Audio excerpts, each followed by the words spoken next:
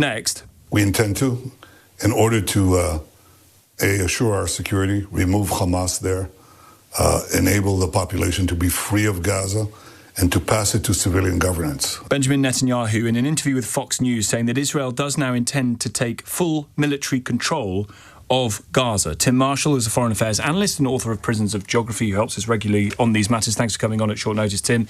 To what extent is this expected?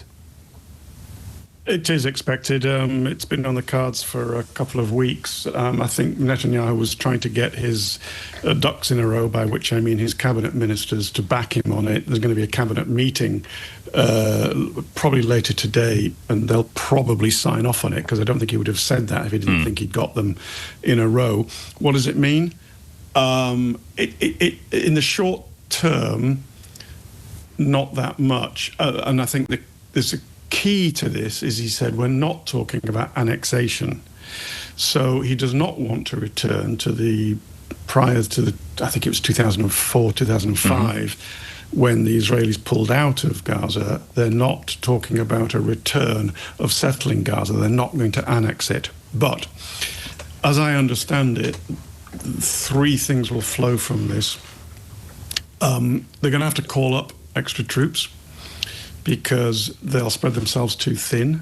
That's going to be interesting politically in Israel. There's a lot of very exhausted young men and women. And then the other two things are actually to do with the legal obligation, Tom, and this is probably the most important in the short term.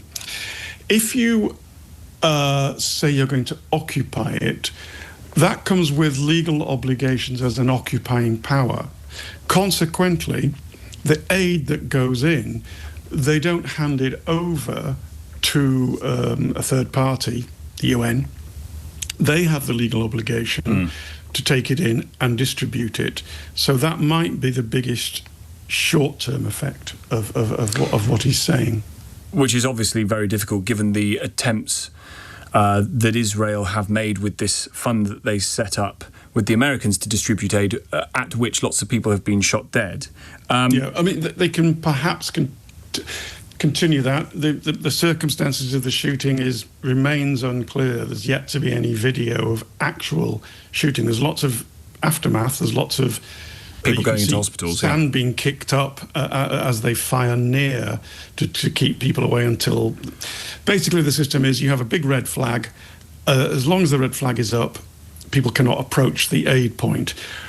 If they try to, they shoot into the sand. I mean, I'm not saying they haven't shot people. I'm not saying that for a moment. I'm just saying I've yet to see the evidence, in video evidence. Right. So they will then have responsibility, legal obligations, have to do the call-up.